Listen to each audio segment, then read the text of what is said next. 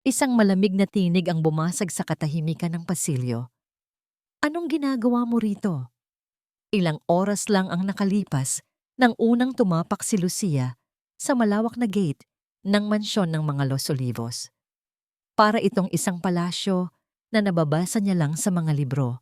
Matayog, puting-puti, at napapaligiran ng hardin na perpekto ang pagkakaayos. Napahigpit ang hawak niya sa strap ng kanyang luma at nagkupas ng bag. Sa loob niyon ay ang nag-iisang litrato ng kanyang ina, ang tanging nagbibigay sa kanya ng lakas ng loob. Nagpapawis ang kanyang mga palad habang pinapasok siya ng isang unipormadong gwardiya. Ang bawat hakbang niya sa makintab na sahig na gawa sa marmol ay tila umuulit sa isip niya. Para kay inay, para sa gamot niya. Isang babaeng napakaganda, balingkinita ng katawan at suot ang isang mamahaling bestida ang sumalubong sa kanya sa entrada. Tiningnan siya nito mula ulo hanggang paa at agad naramdaman ni Lucia na para siyang isang langgam na naligaw sa isang malaking salo-salo. "So you're the new help," sabi ng babae. Ang boses nito ay matamis, pero may talim. "I'm Carla, Alvaro's fiancé. Ako ang mamamahala sa lahat dito." Tumangulang si Lucia. "Magandang hapon po, Ma'am Carla." "Let's get one thing straight," patuloy ni Carla habang nililibot ang tingin sa kabuuan ng bahay. "May mga pamantayan kami dito sa Los Olivos. I expect you to do your job quietly and perfectly. Intindihin mo kung nasaan ang iyong posisyon." Bawat salita ay parang isang karayom na tumutusok sa puso ni Lucia, pero nilunok niya ang kanyang pride. Kailangan niya ang trabahong ito. "Opo, ma'am. Makakaasa po kayo." Ilang sandali pa. Isang matangkad na lalaki ang bumaba mula sa engrandeng hagdanan. Ang tindig nito ay puno ng awtoridad, ngunit ang mga mata ay malalim at puno ng lungkot. Ito si Sir Alvaro, ang amo niya, ang milyonaryong nabalo. Tumingin lang ito sa kanya ng mabilis, isang malamig na pagkilala, at tumango. "Carla, I'll be in my study." Ni Sai Muji, hindi man lang siya nito binigyan ng pangalawang sulyap. Pakiramdam ni Lucia ay isa lang siyang kasangkapan, isang bagay na hindi nakikita. Nang gabing iyon, sa hapagkainan, naging mas malinaw ang lahat. Ang katahimikan ay halos nakakabingi. Ang tanging maririnig ay ang mahinang tunog ng mga kubyertos na tumatama sa mga plato. Nakatayo si Lucia sa isang sulok, nagmamasid. Nakaupo si Sir Alvaro sa kabisera, ang isip ay tila nasa malayo.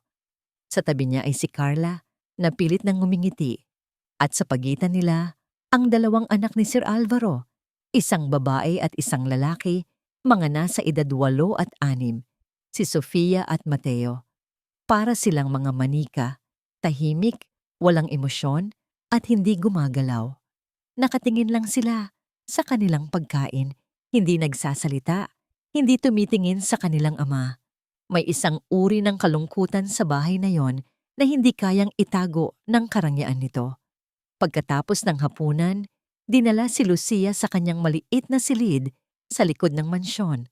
Maliit ito kumpara sa ibang bahagi ng bahay, pero para sa kanya, sapat na. Ngunit habang nakahiga siya sa kanyang kama, hindi siya mapakali. Ang imahe ng dalawang batang malulungkot ay hindi maalis sa kanyang isip. Ilang oras ang lumipas, sa gitna ng malalim na gabi, isang mahinang tunog ang gumising sa kanya. Isang hikbi. Nag-alinlangan siya, pero nanaig ang kanyang pag-aalala. Dahan-dahan siyang bumangon at sinundan ng tunog. Dinala siya nito sa isang bahagyang nakabukas na pinto sa ikalawang palapag. Sa loob ng malaking silid, sa ibabaw ng isang kama, na kasinlaki ng kanyang buong kwarto sa probinsya, nakita niya ang maliit na katawan ni Mateo. Nakatalikod ito, at ang maliliit nitong balikat ay yumayanig sa bawat pigil na hikbi.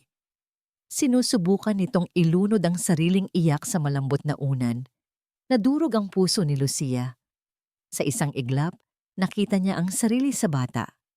Ang pag-iisa, ang kalungkutan na pilit itinatago. Nagdalawang isip siya. Baka pagalitan siya. Baka ito na ang ikatanggal niya sa trabaho sa unang gabi pa lang. Ngunit mas nanaig ang awa sa kanyang dibdib. Hindi niya kayang talikuran ng isang batang umiiyak. Dahan-dahan niyang itinulak ang pinto. Gumawa ito ng mahinang langit-ngit. Biglang natigil sa pag-iyak si Mateo. Nanigas ito. Dahan-dahang lumapit si Lucia, hindi masyadong malapit para hindi ito takutin. Umupo siya sa sahig, ilang hakbang mula sa kama. Hindi siya nagsalita. Tumingin sa kanya ang bata. Ang mga mata nito ay namumula at puno ng luha. May takot sa mga matang yon. Takot na baka siya ay pagalitan. Sa halip na magsalita, isang mahinang himig ang nagsimulang kumawala sa mga labi ni Lucia. Isang oyayi, ang kantang madalas awitin sa kanya ng kanyang ina noong siya ay bata pa. Sa tuwing siya ay malungkot o may sakit. Tulog na, bunso. Ang nanay ay malayo. Simple lang ang kanta at ang boses ni Lucia ay hindi perpekto. Pero puno ito ng init at lambing. Unti-unting nawala ang takot sa mga mata ni Mateo. Napalitan ito ng pagtataka. Patuloy lang sa pagkanta si Lucia at dahan-dahang huminahon ang paghinga ng bata. Ang mga hikbi ay napalitan ng malalim na pagbuntong hininga. Ipinikit nito ang mga mata at hindi nagtagal. Tuluyan na itong nakatulog, payapa na ang mukha. Maingat na tumayo si Lucia. Inayos niya ang kumot sa bata. Tinitiyak na hindi ito giginawin. Isang maliit na ngiti ang sumilay sa kanyang mga labi. Sa unang pagkakataon, mula nang tumapak siya sa mansyon, naramdaman niya na may silbi siya, na may nagawa siyang tama. Dahan-dahan siyang lumabas ng silid, maingat na isinara ang pinto para hindi makalikha ng ingay. Pagod na siya, pero gumaan ang kanyang pakiramdam. Ngunit pagpihit niya, halos mapatili siya sa gulat. Nakatayo sa dilim ng pasilyo si Carla. Nakasandal ito sa pader, nakahalukip-kip, at may isang nangiti sa mga labi nito na hindi umabot sa mga mata. Isang nangiting malamig at puno ng ibang kahulugan. Ang galing mo palang mag-alaga ng bata, sabi ni Carla. Ang boses ay parang pulot na may kasamang lason. Kinabukasan, sa hapagkainan, ang katahimikan ay mas mabigat kaysa dati. Pinilit ni Alvaro na ituon ang pansin sa kanyang kape, ngunit ang kanyang isip ay abala sa mga salitang binitiwan ni Carla kagabi. "She's overstepping her boundaries, darling," sabi nito sa kanya bago sila matulog. Hindi niya trabaho ang pasukin ng kwarto ng mga bata sa gitna ng gabi. Paano kung may iba siyang intensyon? Sa tabi niya, si Carla ay kalmado at elegante, dahan-dahang humihigop mula sa kanyang tasa. "Alvaro, I'm worried," she began, softly, making sure the children couldn't hear. Yung bagong katulong. "I think she's trying too hard to get the kids' attention. It's not healthy for them. Kailangan nilang malaman kung sino ang pamilya nila." Napatitig si Alvaro sa kanyang mga anak. Tahimik pa rin, tulad ng dati. Ngunit may kakaiba. Si Mateo ay hindi na nakayuko sa kanyang plato. Nakatingin ito sa labas ng bintana, sa hardin, na para bang may hinihintay. Hindi sumagot si Alvaro. Isang bahagi niya ang sumasang-ayon sa luhika ni Carla. Ngunit isang bahagi niya ang hindi mapakali. Tumingin siya sa labas ng bintana. Sa hardin, kung saan nakatayo ang isang lumang swing. Bigla, ang hardin ay hindi natahimik. Napalitan ito ng isang alaala. Ang tawa ng kanyang asawang si Sofia. Masaya-piyaya, malakas, at puno ng buhay. Tinutulak nito ang dalawang bata sa duyan. Mas mataas pa. "Daddy, look!" Sigaw ng munting Sofia noon. Ang buhok ay sumasabay sa hangin. "I can touch the sky." At si Alvaro ay nakatayo roon, nakangiti. Pakiramdam niya ay siya na ang pinakamaswerteng lalaki sa buong mundo. Biglang bumalik ang lamig ng kasalukuyan. Ang tawa ay nawala. Ang hardin ay tahimik. Ang bigat sa kanyang dibdib ay bumalik. Ito ang dahilan kung bakit niya kailangan si Carla para punan ang katahimikan. para subukang buuin muli ang nawasak nilang pamilya. Isang desisyon na ginawa dahil sa takot at kalungkutan. Tumayo siya. I have to work. Pumunta siya sa kanyang study, isang silid na napapaligiran ng mga libro, ngunit wala siyang mabasa. Hindi mapalagay ang kanyang isip. Muli siyang sumilip sa bintana. At doon, sa hardin, nakita niya si Lucia na nagdidilig ng mga rosas.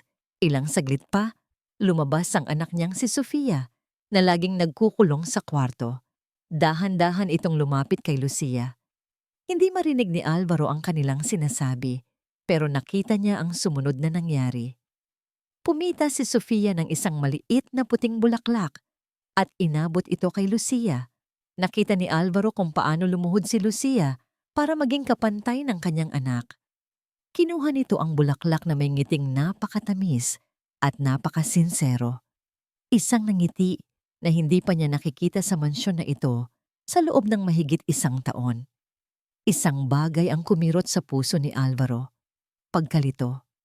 Ang kilos na yon ay hindi kilos ng isang taong may masamang intensyon. Kinailangan niyang lumayo sa bintanang iyon. Naglakad siya palayo sa kanyang study, palibot-libot sa malawak na pasilyo, sinusubukang ayusin ang kanyang isipan. Habang papalapit siya sa laundry area, may narinig siyang boses, mahina, nanginginig, at puno ng pakiusap. Pakiusap po, bigyan niyo pa po ako ng ilang araw. Gagawin ko po ang lahat. Huminto si Alvaro. Nakilala niya ang boses, si Lucia. Sumandal siya sa pader, nakatago sa paningin at nakinig. Hindi tama, pero hindi niya mapigilan.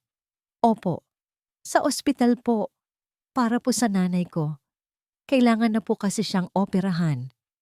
Please ma'am, kahit hanggang sa katapusan lang po ng linggo, may trabaho na po ako.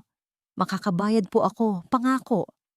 Bawat salita ay tumagos sa puso ni Alvaro. Ang panginginig sa boses ni Lucia. Ang desperasyon. Hindi ito pagkukunwari. Isang anak na nakikipaglaban para sa buhay ng kanyang ina. Naramdaman niya ang isang pamilyar na kirot. Ang kirot ng kawalan ng pag-asa na naramdaman niya noong nakahiga ang asawa niya sa kama ng ospital. Ang pakiramdam na handa mong ibigay ang lahat, gawin ang lahat, para lang madugtungan ang buhay ng taong mahal mo. Biglang nagbago ang tingin niya kay Lucia. Hindi na siya isang estranghero, isang katulong lang. Isa siyang tao na may sariling pinagdadaanan. Isang bigat na hindi niya maipapakita sa ilalim ng uniforme niya. Narinig niya ang huling hikbi ni Lucia bago nito ibaba ang cellphone. Katahimikan. Isang malakas na puwersa ang nagtulak kay Alvaro na lumabas mula sa kanyang pinagtataguan. Lalapitan niya sana ito, magtatanong. Marahil ay mag-aalok ng tulong. Hindi niya alam. Ang alam niya lang ay kailangan niyang gumawa ng isang bagay. Humakbang na siya pasulong, ngunit bago pa man siya makalabas sa pasilyo, isang kamay ang pumulupot sa kanyang braso. Malambot, ngunit mahigpit. Darling, kanina pa kita hinahanap. Napalingon si Alvaro. Si Carla. Nakangiti ito ng matamis, ngunit ang mga mata ay matalim, nakatuon sa direksyon kung nasaan si Lucia. May kailangan akong sabihin sa'yo. Patuloy ni Carla, hinihila siya palayo sa laundry area. Ang boses nito ay bumaba, naging isang bulong na puno ng pekeng pag-aalala. Mas importante ito kaysa sa iniisip mo. Tungkol ito sa bagong katulong natin. Napatingin si Alvaro pabalik sa pasilyo kung saan naroon si Lucia, pagkatapos ay sa mukha ni Carla na ngayon ay may bahid ng tila seryosong pagkabahala. Naramdaman niya na para siyang hinihila sa dalawang magkaibang direksyon. Ang isa ay patungo sa isang katotohanang hindi niya maintindihan, at ang isa ay patungo sa isang kasinungalingan na nakabalot sa ganda at pangako. Hinayaan niyang hilahin siya ni Carla palayo. Ngunit sa kanyang isipan, paulit-ulit niyang naririnig ang nagmamakaawang boses ni Lucia. Isang lihim na hindi niya dapat narinig. Ngunit ngayon ay hindi na niya maaaring kalimutan. Lumipas ang ilang araw na may kakaibang tensyon sa mansyon. Naramdaman ni Lucia na bawat galaw niya ay binabantayan ni Ma'am Carla na laging may matamis na ngiti ngunit matalas na tingin. Samantala, ang mga bata, lalo na si Mateo, ay tila naghahanap sa kanya. Isang simpleng sulyap, isang maliit na ngiti, mga maliliit na bagay na nagbibigay ng init sa puso ni Lucia sa gitna ng malamig na pakikitungo sa bahay na yon. Isang hapon, inutusan siya ni Carla na maglinis ng sala. "Lucia, be extra careful with the decorations here," sabi nito, habang inaayos ang buhok sa harap ng isang malaking salamin. "Lahat ng nandito ay mahalaga, especially that one." Itinuro ni Carla ang isang silver-plated na picture frame na nakapatong sa isang makitid na side table. Nasa litrato si Sir Alvaro, ang dalawang bata, at isang napakagandang babae na may ngiting kasing liwanag ng araw, ang yumaong asawa nito. "That's a family heirloom," dagdag ni Carla. "Kaya dahan-dahan lang." Tumango si Lucia. "Opo, ma'am. Mag-iingat po ako." Sinimulan niyang magpunas ng mga mowables, malayong-malayo sa mesang kinaroroonan ng litrato. Ngunit nang mapansin ni Carla na hindi niya ito pinapansin, muli itong nagsalita. "Pati yang table na yan, punasan mo. It's getting dusty." Nag-aalangan man, lumapit si Lucia. Napansin niyang ang picture frame ay nasa pinakadulo ng mesa, tila isang maling galaw lang ay maaari na itong mahulog. Maingat niyang inangat ito gamit ang dalawang kamay at ipinatong sa gitna ng mesa bago sinimulang punasan ang ibabaw. "No, no, no." Mabilis na sabi ni Carla, lumalapit. "Huwag mong gagalawin sa pwesto. Just wipe around it." Sumunod si Lucia kahit na naguguluhan. Dahan-dahan niyang pinunasan ang paligid ng frame. "I need to get something from the kitchen," sabi ni Carla. Pagtalikod nito, bahagya nitong sinagi ang mesa gamit ang kanyang balakang. Isang napakabilis at halos hindi mapapansing galaw. Narinig ni Lucia ang isang mahinang pag-usog at bago pa siya makalingon, isang nakakabinging tunog ng nabasag na salamin at bumagsak na metal ang pumuno sa buong sala. Nanigas si Lucia sa kanyang kinatatayuan. Ang tibok ng kanyang puso ay umaling-awngaw sa kanyang tainga. Sa sahig, basag ang salamin ng picture frame at ang silver frame mismo ay nayupi sa isang sulok. Kasabay ng pagbagsak nito ay ang pagtili ni Carla na biglang bumalik mula sa pasilyo. "Oh my God! What did you do?" Ang kanyang boses ay puno ng gulat at hindi makapaniwalang akusasyon. Bumaba si Alvaro mula sa kanyang study na alarma sa ingay. Ang nakita niya ay si Carla na nakaluhod sa tabi ng basag na picture frame, umiiyak, at si Lucia na nakatayo, namumutla at hindi makagalaw. "Anong nangyari dito?" tanong ni Alvaro. Ang boses ay mababa at puno ng awtoridad. "Alvaro, darling," umiiyak na sabi ni Carla. Pinupulot ang nayuping frame. "I told her to be careful. I told her it was important. Pero sinuway niya ako." Napatingin si Alvaro kay Lucia. Ang kanyang mga mata, na dati puno lang ng lungkot, ngayon ay nag-aapoy sa galit at pagkadismaya. "Ma'am, sir, hindi po." Pilit na sinabi ni Lucia, nanginginig ang boses. "Hindi ko po sinasadya. Hindi ko po." Hindi niya masabi ang totoo, na si Carla ang may gawa. Dahil sino ang maniniwala sa kanya? "Hindi sinasadya?" ulit ni Alvaro. Ang boses ay malamig na parang yelo. "Ilang beses ka nang sinabihan na mag-ingat. Ang trabaho mo lang ay sumunod sa utos. Pero kahit yun hindi mo magawa ng tama." Bawat salita ay parang isang sampal. Gusto niyang sumigaw, ipagtanggol ang sarili. Ngunit walang boses na lumalabas. Nakulong ang katotohanan sa kanyang lalamunan. Itinaas ni Alvaro ang kanyang kamay, isang kilos ng pagod at pinal na desisyon. Hindi ko kailangan ng taong pabaya sa pamamahay ko. You can pack your things. Hindi po siya. Isang maliit, nanginginig, ngunit malinaw na boses ang pumutol sa lahat. Sabay-sabay silang napalingon sa may hagdanan. Nakatayo roon si Mateo. Ang mga kamay niya ay nakakuyom sa magkabilang gilid. Ang mga mata ay punumong ng luha, ngunit nag-aalab sa isang damdaming ngayon lang nila nakita. Nakatingin siya diretso sa kanyang ama. Natigilan si Alvaro. Si Carla ay napanganga. Ang mga pekeng luha ay natuyo sa kanyang mukha. Si Mateo, ang batang hindi nagsalita sa loob ng 1 taon, ay nagsalita. At ang mga unang salita niya ay isang pagtatanggol. Ang salitang hindi po siya ay umalingaw-ngaw sa isip ni Alvaro ng paulit-ulit kahit pa matagal nang natapos ang komosyon sa sala. Dahil sa pagsasalita ni Mateo, walang nagawa si Alvaro kundi bawiin ang kanyang desisyon. Hindi niya maaaring paalisin ang babaeng naging dahilan para muling magsalita ang kanyang anak. Pinanindigan ni Carla na nabigla lang daw ang bata, na marahil ay natakot ito sa sigawan, kaya kung ano-ano na ang nasabi. Tinanggap ni Alvaro ang paliwanag, pero isang butil ng pagdududa ang naitanim na sa kanyang isipan. Isang butil na unti-unting lumalaki. Ngayon, nakaupo siyang mag-isa sa kanyang study, nakatitig sa blankong screen ng computer. Hindi siya makapagtrabaho. Ang imahe ni Lucia na nakatayo roon, puno ng takot, ngunit may dignidad pa rin, ay hindi maalis sa isip niya. At ang imahe ng kanyang anak na ipinagtatanggol ito, mayroon siyang hindi naiintindihan. Isang ideya ang pumasok sa kanyang isip.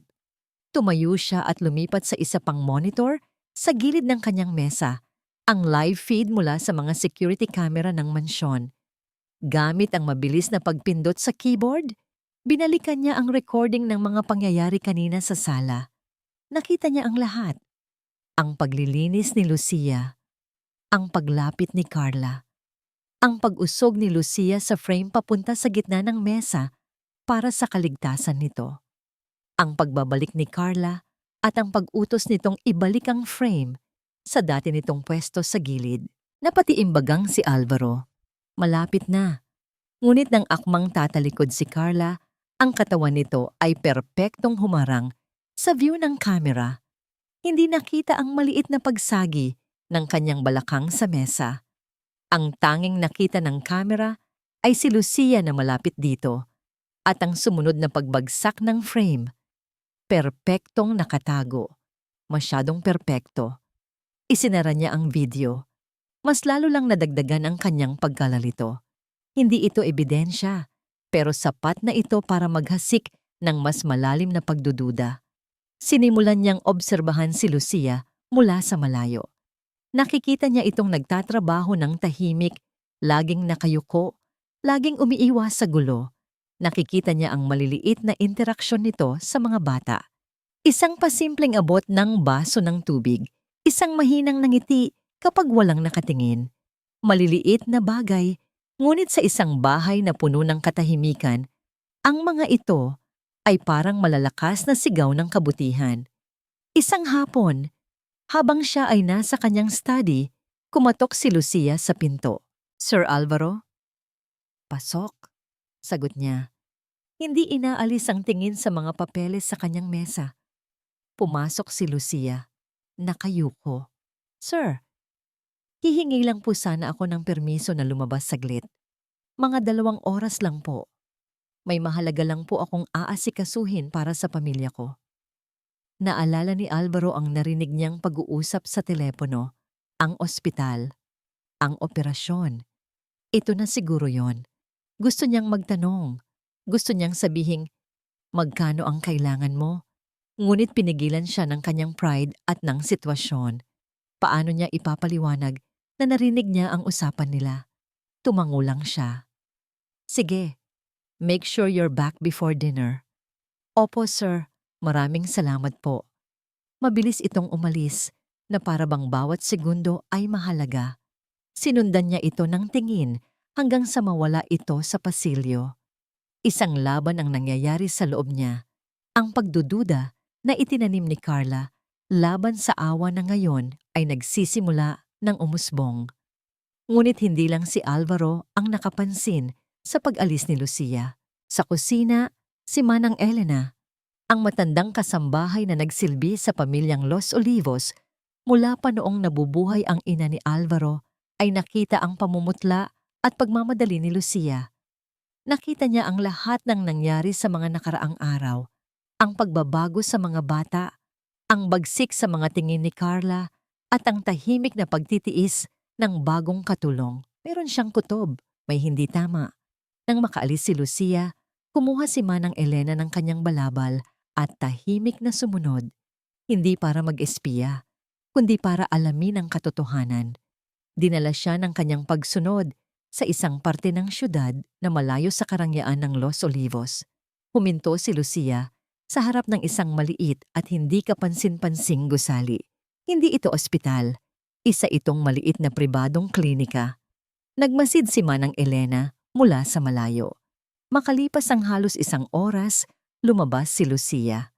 Mas maputla ito kaysa kanina at bahagyang nanghihina ang paglakad. Sa loob ng kanyang braso, meron itong hawak na isang maliit na piraso ng bulak. Alam na ni Manang Elena kung ano ang ibig sabihin yon. Dugo. Ibinenta ni Lucia ang sarili niyang dugo. Nang gabing iyon, pagbalik ni Lucia sa mansyon, pilit niyang pinasigla ang sarili, ngunit hindi maitago ng kanyang mukha ang pagod.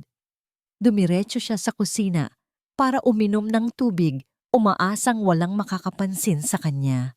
Ngunit naghihintay na roon si Manang Elena. Hindi ito nagsalita, hindi ito nagtanong, walang anumang akusasyon. Sa halip, tahimik nitong inilapag sa mesa sa harap ni Lucia ang isang mangkok ng mainit na sabaw ng manok at isang baso ng gatas. Napatingin si Lucia sa pagkain pagkatapos ay sa mukha ni Manang Elena. Ang mga mata ng matanda ay hindi mapanghusga. Puno ito ng pag-unawa at awa. Kumain ka muna, mahinang sabi ni Manang Elena. Ipinatong nito ang kanyang kamay sa balikat ni Lucia. Mag-ingat ka sa sarili mo, iha. At sa simpleng mga salitang iyon, sa isang kilos ng kabutihan na hindi niya inaasahan, bumigay ang lahat ng lakas na pinilit itayo ni Lucia. Napayuko siya sa mesa at ang mga luhang kanina pa niya pinipigilan ay sunod-sunod na pumatak. Walang tunog, ngunit puno ng lahat ng sakit at pagod na kanyang dinadala. Ang hangin sa loob ng mansyon ay tila lalong bumibigat sa bawat araw. Ramdam ni Carla na unti-unting nawawala ang kontrol niya sa sitwasyon. Ang pagsasalita ni Mateo ay isang malaking dagok sa kanyang plano at ang tahimik na pagmamasid ni Alvaro ay nagbibigay sa kanya ng kaba. Ngunit ang pinakamatindi ay ang tawag na natanggap niya kaninang umaga. Carla, pasensya na, pero ito na ang huling araw, sabi ng isang malamig na boses sa kabilang linya. Kung hindi mo mababayaran ang utang mo bukas, alam mo na ang mangyayari. Baka mabalitaan na lang ng high society na ang maganda mong butik ay bigla na lang nasunog. Nanginginig na ibinaba ni Carla ang telepono. Wala na siyang oras. Kailangan niyang mapakasalan si Alvaro sa lalong madaling panahon. At may isang hadlang sa kanyang daan, si Lucia. Kailangan niyang alisin ang babaeng yon. Ngayon na. At kailangan niyang siguraduhin na sa pagkakataong ito, wala nang babalikan pa. Isang plano, masama at desperado, ang nabuo sa kanyang isipan. Hapon na. Nakita ni Carla si Lucia sa hardin, kausap ang 2 bata. Nagtatawanan sila. Si Mateo ay tumatakbo-takbo at si Sofia ay may hawak na bulaklak. Ang eksenang iyon, na dapat sana'y maganda, ay parang lason sa mga mata ni Carla. Ito na ang pagkakataon niya. Mabilis siyang umakyat sa kanyang silid. Binuksan niya ang kanyang jewelry box at kinuha mula roon ang isang kumikinang na singsing na may diamante. Ito ang isa sa mga natitira niyang tunay na alahas, ang alas na itinatago niya para sa pinakamatinding pangangailangan. Dahan-dahan na parang isang anino, Pumasok siya sa maliit na silid ni Lucia sa likod ng bahay. Ang silid ay simple at malinis. Sa ibabaw ng kama, nakalatag ang luma at nagkupas na bag ni Lucia, ang parehong bag na dala nito noong unang araw. Walang pag-aalinlangan, binuksan ni Carla ang bag. Inilagay niya ang singsing sa pinakailalim, sa ilalim ng isang lumang panyo at ng litrato ng ina ni Lucia. Isinara niya ang bag. Inayos na parang walang nangyari at mabilis na lumaba. Bumalik siya sa sala, huminga ng malalim at sinimulan ng kanyang pag-arte. "Alvaro! Alvaro, darling!" Sigaw niya. Ang boses ay puno ng pagkasindak at alala. Agad na bumaba si Alvaro mula sa kanyang study. "Carla, anong problema?" "Yung singsing ko." Humahagulgol na, sabi ni Carla. Ipinapakita ang kanyang walang laman na jewelry box. "Yung singsing na bigay sa akin ni Mommy, nawawala. Hindi ko mahanap." Kumunot ang noo ni Alvaro. "Baka naman kung saan mo lang nailagay." "Hindi. Dito ko lang inilagay kaninang umaga. Sigurado ako." Patuloy ni Carla, ang mga luha ay nagsisimula ng mamuo sa kanyang mga mata. "May kumuha, Alvaro. May magnanakaw sa bahay na to." Ang salitang magnanakaw ay mabigat at puno ng paratang. Agad na nagtipon ang ibang mga kasambahay, nagbubulungan. "Sino lang ba ang umakyat dito sa taas kanina?" tanong ni Carla. Ang mga mata ay matalim na lumingalinga, na para bang naghahanap ng sagot. At saka, na parang biglang may naalala. Tumingin siya kay Alvaro. "Si Lucia. Nakita ko siyang pumasok sa kwarto ko kanina para maglinis." Isang kasinungalingan. Ngunit sinabi niya ito ng may buong kumpiyansa. Bumaba ang tingin ni Alvaro. May pag-aalinlangan sa kanyang mukha. "Carla, are you sure?" "Yes, I'm sure." Igit ni Carla. "Alvaro, kailangan nating gawin ang tama. Para sa seguridad ng mga bata, ipahanap natin ang gamit ng lahat." Isang mabigat na desisyon, ngunit sa ilalim ng presyon ni Carla at ng posibleng banta sa seguridad, pumayag si Alvaro. Isa-isang hinalughog ang mga gamit ng mga katulong. Bawat isa sa kanila ay nagpakita ng kooperasyon, kahihiyan man ang nararamdaman. At sa wakas, dumating sila sa silid ni Lucia.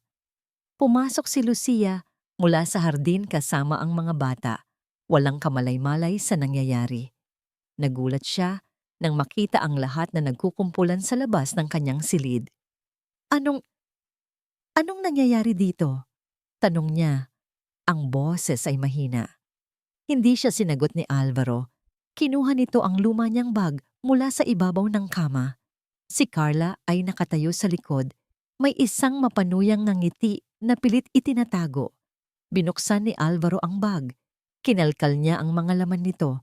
Isang suklay, isang maliit na pitaka na may kaunting barya, isang panyo. At sa ilalim ng lahat, ang litrato ng kanyang ina. Ngunit nang itaas ni Alvaro ang litrato, isang bagay ang kumislap mula sa ilalim nito. Dahan-dahan, gamit ang dalawang daliri, inilabas ni Alvaro ang diamanteng singsing. Huminto ang paghinga ng lahat. Napatingin si Lucia sa singsing. Pagkatapos ay sa mga galit na mata ni Alvaro at sa nagtatagumpay na mukha ni Carla. Isang malamig na takot ang gumapang sa kanyang buong katawan. "Hindi sa akin yan," desperadong sabi ni Lucia. Nanginginig ang buong katawan. "Hindi ko alam kung paano yan napunta dyan. Pakiusap, maniwala kayo sa akin." Ngunit ang ebidensya ay maliwanag, kumikinang at walang awa. Tumingin sa kanya si Alvaro.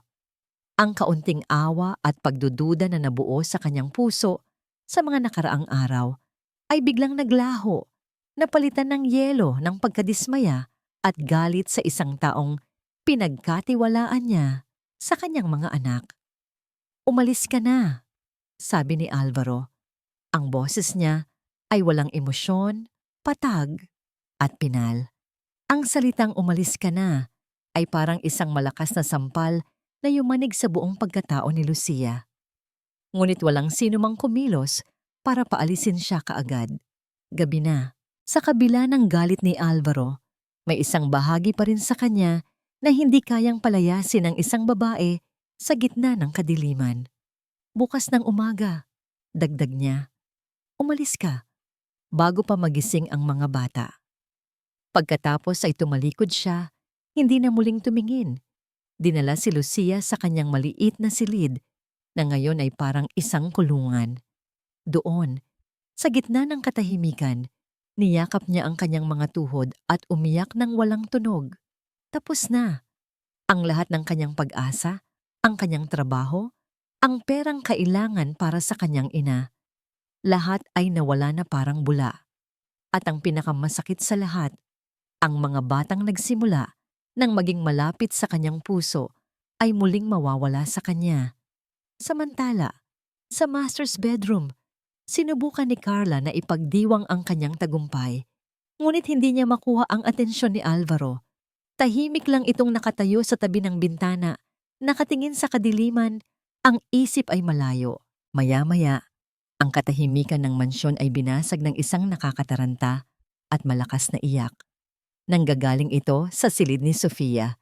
Nagmamadaling pumasok si Alvaro at Carla sa kwarto. Nakita nila si Sofia na nakaupo sa kama, pinagpapawisan ng husto, nanginginig, at humahagulgol habang nakapikit ang mga mata. Isang masamang panaginip. Mama? Mama? Paulit-ulit niyang tawag sa gitna ng kanyang mga hikbi. Shh, darling, it's okay. I'm here, sabi ni Carla. Sinusubukang yakapin ang bata. Ngunit itinulak siya ni Sofia palayo. Hindi! Gusto ko si Mama! Sigaw nito, mas lalong lumakas ang iyak. Lumapit si Alvaro at sinubukang aluin ang anak. Sofia, anak, nandito si Daddy. Gising na. Hinawakan niya ang noo nito. Mainit. Sobrang init. Nilalagnat siya, sabi ni Alvaro. Ang boses ay puno ng pag-aalala. Carla, tumawag ka ng doktor. Ngayon na. Mabilis na kumilos si Carla, bahagyang naasiwa at naiirita sa abala.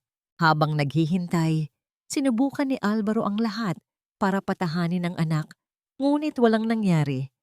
Ang lagnat at ang masamang panaginip ay nagtulak kay Sofia sa isang estado ng pagwawala na hindi nila maabot. Bawat pag-aalok ng yakap o malumanay na salita ay tinataboy nito. Ang pakiramdam ng pagiging isang bigong ama ay muling bumalik kay Alvaro, mas matindi kaysa dati. Nakaupo siya sa gilid ng kama ng kanyang anak.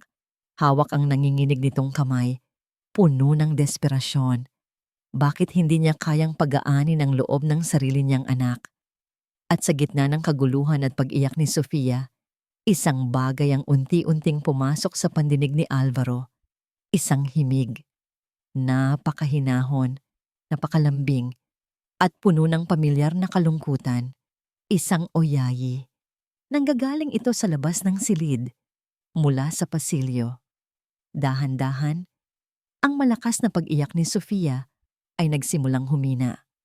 Ang kanyang nanginginig na katawan ay unti-unting huminahon. Ang mga hikbi ay naging mahinang pagsinghot na lang na. Tumingala siya kay Alvaro. Ang mga mata ay puno pa rin ng luha. Ngunit ngayon ay mayroon ng pagkalma.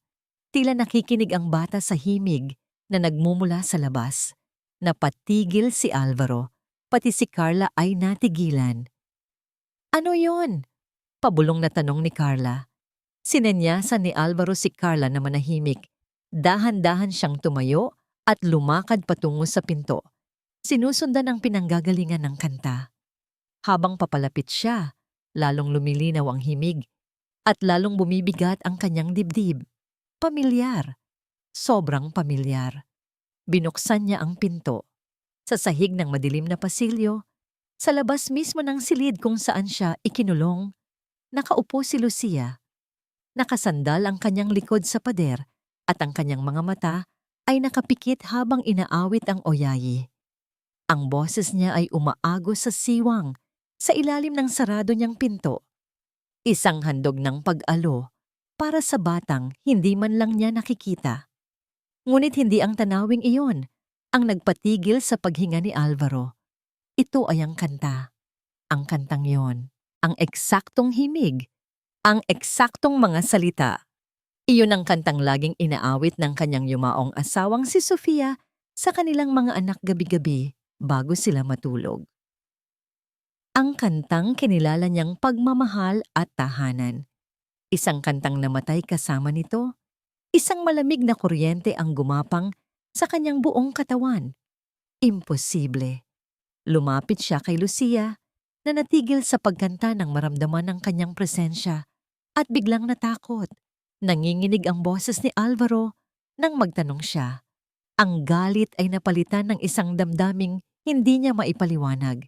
Isang pinaghalong pagkabigla, pagkalito, at matinding pangungulila. Paano mo nalaman ang kantang yan? Tumingala si Lucia. Ang mga mata ay namumugto pa rin sa pag-iyak. Tinuro po sa akin ng nanay ko. Mahina niyang sagot. Sabi po niya, natutunan daw niya yan mula sa isang mabuting kaibigan nung nagtatrabaho pa siya rito. Matagal na po ang nakalipas. Ang puso ni Alvaro ay tila huminto sa pagtibok. Nag-uumaga na. Ang sinag ng araw na tumatagos sa bintana ng kanyang maliit na silid ay hindi nagdala ng pag-asa kay Lucia, kundi ng paalala na ito na ang kanyang huling umaga sa mansyon. Matapos ang nangyari kagabi sa pasilyo, isang maliit na bahagi sa kanyang puso ang umasa. Umasa siyang ang kantang iyon, ang koneksyon sa nakaraan, ay magbubukas sa mga mata ni Sir Alvaro. Umasa siyang maniniwala na ito sa kanya, ngunit ang pag-asa ay mabilis na namatay. Isang katok sa pinto ang gumising sa kanya mula sa malalim na pag-iisip. Si Manang Elena, dala ang isang tasa ng kape. Pinapatawag ka ni Sir Alvaro sa kanyang study. Sabi nito, ang mga mata ay puno ng lungkot at awa. Nanginginig ang mga tuhod ni Lucia habang tinatahak ang pasilyo patungo sa study. Bawat hakbang ay parang isang milya ang layo. Pagpasok niya, nakita niya si Sir Alvaro na nakatayo. Nakatalikod sa kanya, nakatingin sa labas ng bintana.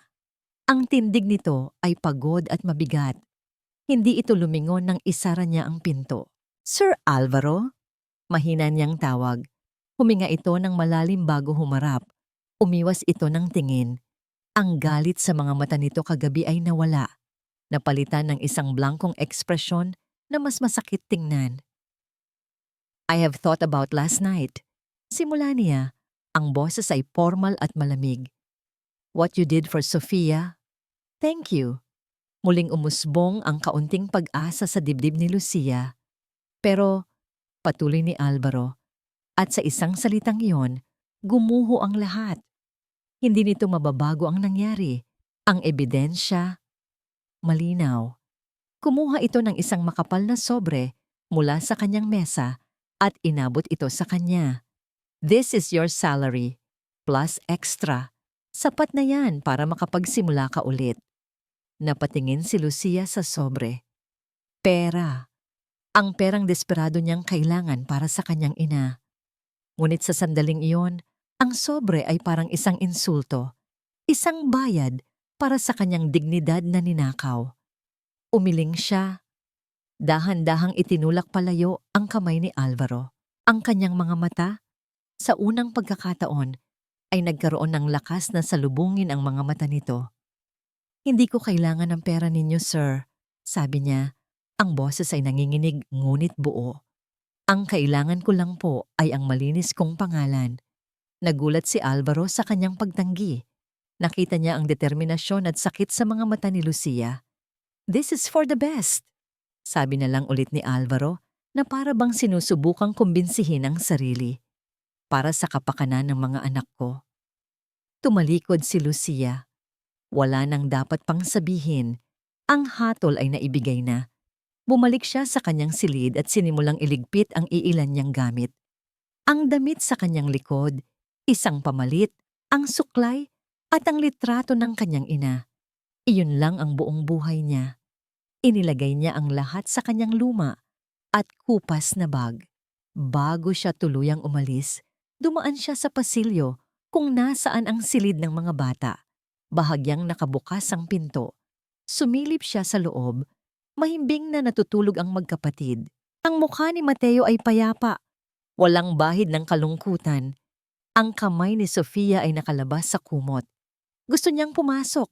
Gusto niyang hawakan ang mga kamay nito. Bulungan sila ng paalam. Ngunit hindi niya kaya. Anong karapatan niya? Isang mainit na luha ang pumatak mula sa kanyang mata. Ito ang pinakamasakit. Ang iwanan ng mga batang ito na itinuring na niyang bahagi ng kanyang puso. Pinunasan niya ang kanyang luha at mabilis na tumalikod. Nilakad niya ang engrandeng pasilyo, pababa sa hagdanang marmol, tinatawid ang malawak na sala. Ang bawat sulok ng mansyon ay sumisigaw ng alaala ng isang pag-asang hindi para sa kanya. Nang marating niya ang malaking pinto sa harapan, huminga siya ng malalim. Sa paglabas niya rito, tinatanggap na niya ang kanyang pagkatalo. Hinawakan niya ang seradura, pinihit niya ito, at binuksan ang pinto. Ngunit sa kanyang paghakbang palabas, isang tao ang naghihintay. Nakatayo roon si Manang Elena. Ang kanyang mukha ay seryoso at determinado. Hinawakan nito ang kamay ni Lucia, isang hawak na mahigpit at puno ng kahulugan. "Hindi pa tapos ang laban, iha," sabi ni Manang Elena sa isang boses na puno ng bigat at pangako. "Maniwala ka sa akin." Ang pag-alis ni Lucia ay nag-iwan ng isang malalim at malamig na espasyo sa mansyon. Isang espasyo na hindi kayang punan ng karangyaan o ng pilit na sigla ni Carla. Napatunayan ito ni Alvaro ng gabing iyon sa hapagkainan. Ang katahimikan ay bumalik, ngunit mas malala ito kaysa dati. Hindi na ito ang tahimik na kalungkutan. Ito ay ang katahimikan ng isang puntod. Ang kanyang mga anak ay muling naging mga manika. Nakatitig sa kanilang mga plato, walang imik, walang buhay. Ang kaunting liwanag na dinala ni Lucia, ang mga ngiti ni Sofia, ang boses ni Mateo, ay naglaho kasama niya. "The steak is wonderful tonight, darling," sabi ni Carla. Pilit na binabasag ang katahimikan. Ngunit ang boses niya ay parang ingay na walang kahulugan. Tumangulang si Alvaro. Ang pagkain sa kanyang bibig ay walang lasa. Ang tanging nararamdaman niya ay ang bigat sa kanyang dibdib at ang mga mata ng kanyang mga anak na tila sumisisi sa kanya kahit hindi nakatingin. Ang mga huling salita ni Manang Elena kay Lucia na narinig niya mula sa malayo ay umuulit-ulit sa kanyang isip. Hindi pa tapos ang laban. Pagkatapos ng hapunan, nagkulong siya sa kanyang study. Sinubukan niyang magtrabaho, ngunit ang mga numero sa papel ay lumalabo. Hindi niya maalis sa isip ang mukha ni Lucia, ang pagtanggi nito sa pera, ang tahimik na dignidad sa gitna ng kahihiyan. Pagod siyang sumandal sa kanyang silya at ipinikit ang mga mata. Ngunit sa pagpikit niya, ang nakita niya ay ang mukha ng kanyang yumaong asawa, si Sofia. At sa kanyang alaala, tila bumubulong ito. May mali, Alvaro. May mali. Nang imulat niya ang kanyang mga mata, isang bagay sa kanyang mesa ang nakakuha ng kanyang pansin. Isang bagay na hindi naroon kanina. Isang luma at balat na kwaderno, ang diary ng kanyang asawa. Sa ibabaw nito ay may isang maliit na piraso ng papel na may sulat kamay. Pamilyar ang sulat kay Manang Elena. Isang pangungusap lang ang nakasulat. Ang katotohanan ay nasa lugar kung saan laging nagtitiwala ang ma'am. Napakunot ang noo ni Alvaro. Ano ang ibig sabihin nito? Hinawakan niya ang diary. 1 taon na mula nang pumanaw ang kanyang asawa, ngunit ni minsan ay hindi niya sinubukang buksan ito. Natatakot siya. Natatakot siyang harapin ang sakit, ang mga alaala, ang lahat ng nawala sa kanya. Ngunit ngayong gabi, iba ang pakiramdam. Ang bigat ng kasalukuyan ay mas matindi kaysa sa takot sa nakaraan. Dahan-dahan, binuksan niya ang kwaderno. Ang mga pahina ay puno ng sulat kamay ng kanyang asawa. Mga kwento tungkol sa mga bata. Ang unang salita ni Mateo. Ang unang pagpinta ni Sofia. Bawat salita ay puno ng pagmamahal. Nagpatuloy siya sa pagbabasa at ang mga luha ay nagsimulang mamuo sa kanyang mga mata. Nabasa niya kung gaano kamahal ni Sofia ang bahay na ito, hindi dahil sa karangyaan, kundi dahil sa mga taong nasa loob nito. June 12, nagkasakit si Mateo ngayon. Buong araw siyang hindi mapatahan. Ngunit si Aling Martha, ang hardinero natin, ay nagbigay sa kanya ng isang kanta. Isang oyayi mula sa kanilang probinsya. Agad siyang tumahan. Ang mga taong tulad niya ay isang biyaya sa ating tahanan. Natigilan si Alvaro. Aling Martha. Iyon ang pangalan ng ina ni Lucia. Ang kantang iyon. Mas mabilis niyang nilipat ang mga pahina. Ang kanyang puso ay kumakabog ng mas malakas. At doon, sa isang pahina malapit sa dulo, nakita niya ang isang entry na nagpatigil sa kanyang paghinga. October 3. Nag-aalala ako sa mga bata, Alvaro. Alam kong abala ka sa trabaho. Minsan, pakiramdam ko kailangan natin ng proteksyon sa loob mismo ng ating tahanan. Mabuti na lang at nagtiwala ako sa instinct ko. Pinaniniwalaan ko ang security camera system na ipinalagay natin. Ito ang magiging tahimik na saksi. Palagi nitong poprotektahan ang katotohanan at ang mga mabubuting tao sa bahay na ito. Ang mga salita ay tumalon mula sa pahina at sumampal sa kanya. Ang katotohanan ay nasa lugar kung saan laging nagtitiwala ang ma'am. Ang mga kamera, ang perpektong paghaharang ni Carla sa view ng kamera, ang pagdududa na pilit niyang isinantabi. Lahat ay biglang nag-ugnay-ugnay sa isang nakakasilaw na liwanag. Parang kinuryente, bigla siyang tumayo. Ang silya ay halos tumumba sa likod niya. Hindi na siya nag-isip. Isang bagay lang ang nasa isip niya. Ang security room. Mabilis siyang lumabas ng kanyang study. Ang bawat hakbang ay puno ng biglaang pangangailangan na malaman ang lahat. Habang binubuksan niya ang pinto, saktong may isang tao sa labas. Akmang kakatok. Si Manang Elena, seryoso ang mukha ng matanda. At sa kanyang kamay, may hawak itong isang maliit na silver na USB flash drive. Itinaas niya ito para makita ni Alvaro. Sir Alvaro, sabi nito sa isang boses na kalmado, ngunit puno ng bigat. May kailangan po kayong makita. Ang maliit na security room ay napuno ng nakakabinging katahimikan. Ang tanging maririnig ay ang mahinang ugong ng mga computer at ang mabilis, mabigat na paghinga ni Alvaro. Isinaksak ni Manang Elena ang USB sa computer. Hindi ko po pinakialaman ang official recording, sir. Gumawa po ako ng sarili kong kopya mula sa lahat ng anggulo ng kamera. Hindi sumagot si Alvaro. Ang kanyang mga mata ay nakatutok sa screen. Ang kanyang mga kamay ay nakakuyom sa ibabaw ng mesa. Unang ipinakita ni Manang Elena ang video sa sala noong araw na nabasag ang picture frame. Ngunit sa pagkakataong ito, hindi lang ito mula sa isang anggulo. Ipinakita nito ang view mula sa kamera sa pasilyo. Malinaw na malinaw. Nakita ni Alvaro ang sinasadyang pagsagi ng balakang ni Carla sa mesa. Isang mabilis, kalkulado at lihim na galaw. Napasinghap si Alvaro. Kasinungalingan. Ang simula ng lahat ay isang kasinungalingan. Meron pa po, sabi ni Manang Elena. Sunod niyang ipinakita ang isang recording mula sa hardin. Ilang araw na ang nakalipas. Naglalaro si Lucia at ang mga bata. Nang tumalikod si Lucia para kunin ang pandilig, lumapit si Carla kay Mateo. Hindi marinig ang audio, ngunit malinaw ang kilos. May sinabi si Carla sa bata. Ang nangiti sa mukha ni Mateo ay biglang nawala, napalitan ng takot. Itinuro ni Carla si Lucia. Pagkatapos ay umiling-iling ito na may kasamang pagbabanta sa mga mata. Iyon pala. Iyon ang dahilan kung bakit biglang naging mailap muli ang mga bata. Lason. Nilalason ni Carla ang isipan ng kanyang mga anak. Ang paghinga ni Alvaro ay lalong bumigat. Ang kanyang panga ay nagtiim. At sa wakas, ipinakita ni Manang Elena ang video na kinunan noong araw na nawala ang singsing.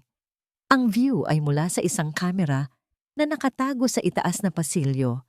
Isang anggulong hindi alam ni Carla na umiiral. Malinaw na nakita ni Alvaro si Carla na pumasok sa kanyang sariling silid. Pagkatapos ng ilang sandali, lumabas ito, maingat na sumisilip sa paligid. Nang makitang walang tao, mabilis itong naglakad papunta sa silid ni Lucia. Nakita ni Alvaro ang bawat hakbang, ang bawat galaw. Nakita niya kung paano nito binuksan ang bag ni Lucia at kung paano nito inilagay ang sarili nitong singsing sa loob. Wala nang duda, wala nang pag-aalinlangan. Ang katotohanan ay masakit, brutal at nakakagalit. Tumayo si Alvaro. Ang katahimikan sa kanyang mukha ay nawala. Napalitan ng isang malamig at nakakatakot na galit. Isang galit na hindi nakatuon kay Carla lamang, kundi pati na rin sa kanyang sarili. Sa kanyang katangahan, sa kanyang pagkabulag. Nasaan siya? Tanong niya kay Manang Elena. Ang boses ay mababa at puno ng panganib. Nasa sala po, sir. Tumitingin ng mga magazine para sa kasal. Hindi na nagsalita pa si Alvaro. Kinuha niya ang tablet mula sa mesa, isinaksak ang USB dito, at lumakad palabas ng silid. Bawat hakbang niya ay mabigat. Bawat hakbang ay may layunin. Natagpuan niya si Carla sa sala, eksakto sa sinabi ni Manang Elena. Nakaupo ito sa sofa, masayang tumitingin sa isang bridal magazine, suot ang isang mamahaling damit. Nang makita siya nito, ngumiti ito ng matamis. Darling, perfect timing. Tulungan mo akong pumili ng wedding gown. Hindi niya ito pinatapos. Inilapag niya ang tablet sa babasaging mesa sa harap nito. Isang malakas na lagabog ang ginawa nito. Ano to? Nagtatakang tanong ni Carla. Pinindot ni Alvaro ang play. Nagsimulang umikot ang video ng pagnanakaw. Ang mukha ni Carla ay unti-unting namutla. Ang ngiti sa kanyang mga labi ay nanigas at naglaho. Alvaro, anong kalokohan to? This is edited. Sinisiraan ako ng kung sino man. Sigaw niya, sinusubukang tumayo. Umupo ka. Utos ni Alvaro. Ang boses niya ay walang sigaw, ngunit ang lamig nito ay sapat na para manigas si Carla sa kanyang kinauupuan. Ipinakita niya ang sunod na video. Ang pananakot kay Mateo. Pagkatapos, ang pagsira sa picture frame. Sa bawat video, lalong nawawala ang kulay sa mukha ni Carla. Ang pagtanggi ay napalitan ng pagkasindak at ang pagkasindak ay napalitan ng desperasyon. Alvaro, please, pakinggan mo ako. Nagsimula siyang umiyak, ngunit sa pagkakataong ito, alam ni Alvaro na ang bawat luha ay peke. May dahilan ako. Nagigipit lang ako. May mga utang ako. Kailangan kita. Kailangan mo ang pera ko. Pagtatama ni Alvaro, ang boses ay puno ng pagkasuklam. At para makuha yon, sinira mo ang isang inosenteng tao. Ginulo mo ang isipan ng mga anak ko. Nilapastangan mo ang alaala ng asawa ko sa loob mismo ng pamamahay na ito. Tumayo siya, ang kanyang anino ay bumagsak kay Carla na ngayon ay nanginginig na sa sofa. Para siyang isang hukom na handa nang ibigay ang kanyang hatol. Alvaro, please, I'm sorry, patawarin mo ako. Mahal kita. Sigaw ni Carla, gumagapang palapit. Sinusubukang hawakan ang kanyang mga binti. Itinulak siya ni Alvaro palayo. Hindi dahil sa lakas, kundi dahil sa pandidiri. Huwag mong banggitin ang salitang pagmamahal. Sabi niya, bawat salita ay tila isang hiwa. Wala kang alam tungkol doon. Lumingon siya sa security guard na tahimik na nakatayo sa may pintuan na sinanyasan ni Manang Elena kanina pa. Ilabas niyo siya. Utos ni Alvaro, ang boses ay pinal at walang awa. Hindi! Hindi mo pwedeng gawin sa akin to! Nagwawalang sigaw ni Carla habang tinutulungan siyang tumayo ng mga gwardiya. Ang kanyang maskara ng pagiging sopistikada ay tuluyan ng natanggal, inilalantad ang desperado at pangit na mukha sa ilalim nito. Magsisisi ka, Alvaro! Babagsak ka rin! Magsisisi ka! Ang mga banta niya ay nawalan ng saysay habang kinaladkad siya palabas ng mansyon. Isinara ang malaking pinto at biglang isang nakakabinging katahimikan ang pumuno sa kabahayan. Naiwan si Alvaro na nakatayong mag-isa sa gitna ng malawak na sala. Ang galit ay unti-unting napalitan ng isang malalim at mabigat na pakiramdam. Pagsisisi. Hindi pagsisisi sa pagpapaalis kay Carla, kundi pagsisisi sa lahat ng nagdaang araw, sa kanyang pagkabulag, sa sakit na idinulot niya sa isang taong ang tanging ginawa ay magpakita ng kabutihan. Napaupo siya sa sofa, ipinatong ang kanyang mga siko sa kanyang mga tuhod at isinubsob ang kanyang mukha sa kanyang mga kamay. At sa unang pagkakataon, sa loob ng 1 taon, ang makapangyarihang si Alvaro de los Olivos ay umiyak kinabukasan. Ang sinag ng araw na pumasok sa mansyon ng Los Olivos ay tila may dalang bagong hangin. Ang bigat at dilim na bumalot dito sa mga nakaraang buwan ay naglaho, kasama ng pag-alis ni Carla. Ngunit para kay Alvaro, ang liwanag ay nagsilbi lang para mas makita niya ang lamat sa kanyang pagkatao at ang pagkakamaling kailangan niyang itama. Hindi siya pumasok sa opisina. Mayroon siyang mas mahalagang misyon. Pagkatapos niyang makausap si Manang Elena, nakuha niya ang address kung saan nakatira si Lucia. Habang minamaneho niya ang kanyang mamahaling sasakyan patungo sa isang bahagi ng syudad na malayong malayo sa kanyang mundo, nakaramdam siya ng hiya. Ang bawat maluhong gusali na kanyang nilalagpasan ay nagpapaalala sa kanya ng payak na buhay na winasak ng kanyang maling akala. Huminto siya sa harap ng isang eskinita na masyadong makitid para sa kanyang sasakyan. Nagtanong-tanong siya at itinuro sa kanya ang isang maliit na bahay na gawa sa pinagtagpi-tagping kahoy at yero. Kumatok siya sa pinto, ang puso niya'y kumakabog. Isang babaeng may edad, maputla, ngunit may maamong mukha ang nagbukas nito, ang ina ni Lucia. Sino po sila? Tanong ng matanda. Bago pa man makasagot si Alvaro, lumabas si Lucia mula sa likod ng kurtina. Ang gulat sa kanyang mukha ay hindi maipinta. Agad itong napalitan ng pag-iingat. Sir Alvaro, anong ginagawa ninyo rito? Lucia, kailangan nating mag-usap. Sabi ni Alvaro, ang boses ay puno ng pagsusumamo na hindi niya kailanman inakalang magagawa niya. Pumasok sila sa maliit na sala. Simple ang lahat, ngunit malinis. Naupo si Alvaro sa isang upuang kahoy. Pakiramdam niya ay hindi siya nababagay sa lugar na yon. Walang paligoy-ligoy. Inilahad ni Alvaro ang lahat. Ang mga video, ang katotohanan, ang kasamaan ni Carla. Lucia, I am so sorry, sabi niya. At ang mga salitang iyon ay nagmula sa pinakailalim ng kanyang puso. Sa lahat ng ginawa ko, sa hindi ko paniniwala sa'yo, nabulag ako ng sarili kong kalungkutan at ng mga kasinungalingan niya. Walang sapat na salita para ipahayag kung gaano ako nagsisisi. Nakinig lang si Lucia. Walang emosyon sa kanyang mukha, ngunit nakita ni Alvaro ang sakit sa likod ng kanyang mga mata. Ikinuwento niya ang tungkol sa diary ng kanyang asawa at kung paano nito binanggit ang ina ni Lucia at ang Oyayi. Ang nanay mo at ang asawa ko, magkaibigan sila, sabi ni Alvaro.